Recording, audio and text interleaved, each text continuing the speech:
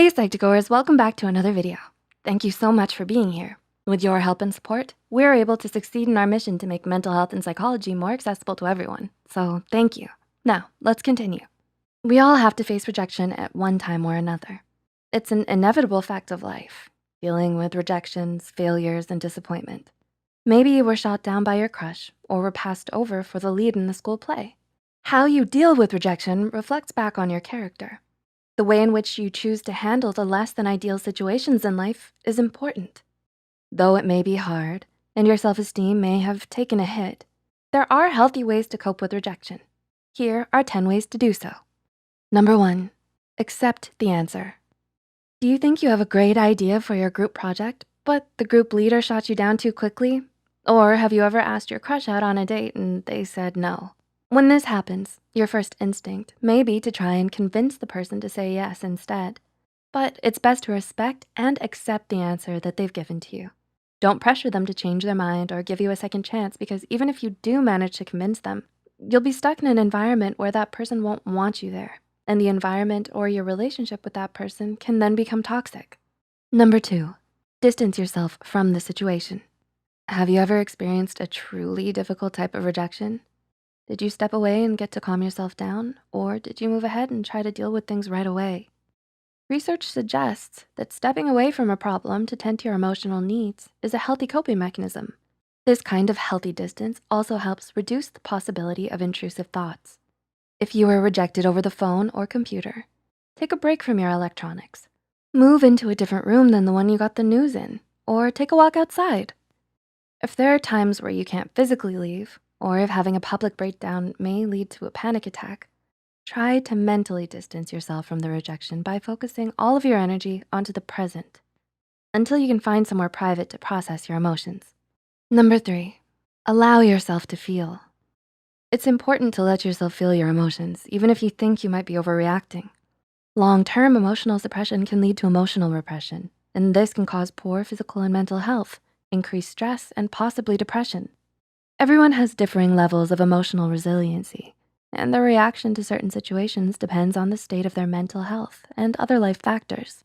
For example, a harsh rejection is more likely to trigger a depressive episode in someone with clinical depression. You might feel feelings of guilt, embarrassment, sadness, and anger in response to being rejected, and that's all okay. Number 4, spend time with friends, family, or in therapy. Have you ever felt hurt or lost when dealing with rejection? Did talking about the situation with someone you trust help you navigate your feelings better? Spending time with friends or family can help boost your self-esteem and help you out of your head, especially if you're experiencing self-hatred or self-doubt after a bad rejection. When you're dealing with this kind of pain, you want to be heard, listened to, and empathized with. So try and set boundaries and communicate your needs to the people you're spending time with. Or if you're in therapy, talking with your therapist is also a great way to help process your feelings of rejection. Number 5, do something you love. Do you have a favorite instrument you like to play, or a favorite movie or TV series that you like to watch? Do you enjoy a nice walk around the neighborhood or on the beach? Doing something that you love can help distract you from the pain of rejection and helps remind you that your life has more value than just this recently missed opportunity. It's easy to equate your worth with your job, significant other, or your personal success. When you do something that brings you joy, it helps you focus on the other aspects of yourself. Revisit an old abandoned hobby or pick up a new one. If you need a break from a beloved hobby because it was related to the rejection, you can always try and do something similar instead. Like instead of playing the violin, you can simply listen to classical music. Number 6, practice self-care. Self-care is a great way to rebuild your self-confidence if your self-esteem has taken a hit due to rejection.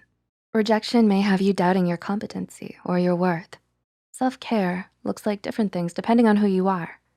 Self-care is often portrayed as cutesy, feel-good things like eating ice cream and taking a bubble bath. And while these feel-good things can certainly help, self-care also includes taking care of your body. Eat at regular times, drink plenty of water, and work out regularly to release feel-good endorphins. But if working out feels like too much for you right now, even something as small as getting out of bed and getting dressed for the day is still a good start. And if you're someone who isn't affected by rejection, self-care can look like remembering to assess how you feel and making sure you are taking breaks from school or work when needed.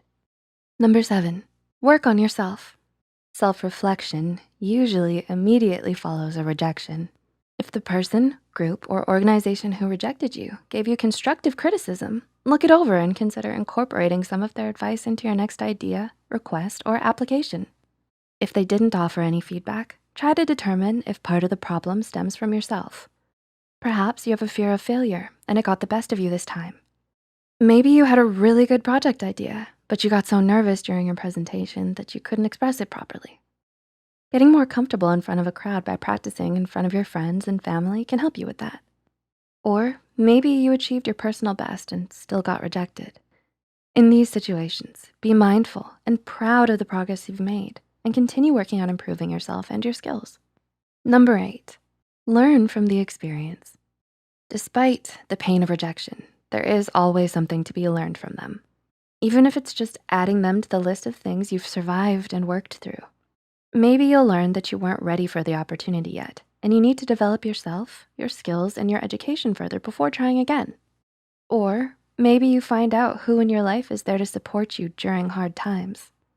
This way of dealing with rejection can be difficult because you associate good feelings with the person, job, or opportunity you lost, and it can be hard to be objective.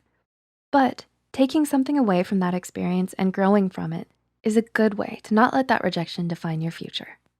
Number 9, put the rejection into context. While you shouldn't minimize your emotions over a rejection, it can help to put the event into context. Make a list of the things you lost with the opportunity. Then look at which of these things are unique to that situation and which ones can be found in other opportunities or from other sources. Think about the negatives of the opportunity you lost as well. Maybe you would have had to live in a city to take advantage of the lost opportunity, and now you're able to move closer to nature. All too often, we romanticize things we can't have and turn them into regrets. But taking time to debrief potentially traumatic events like rejections as they happen and reflecting on past rejections may help minimize future intrusive thoughts that can hold you back. And number 10, explore other opportunities. When you dwell over rejection, you miss out on new opportunities. Use your past rejections to fuel your search for new goals and experiences. After you've evaluated what you were hoping to get from the person or organization who rejected you, set aside a few minutes each day to research new opportunities. These new ventures may look very different from the ones you missed, and that's okay, as long as your needs are still being met. It's important to consider all the options moving forward and choose the one that's best for you. How do you cope with rejection? Do you think one of these ways mentioned in the video will help you deal with it? Not all of these ways may work out for you, since we all deal with different things differently.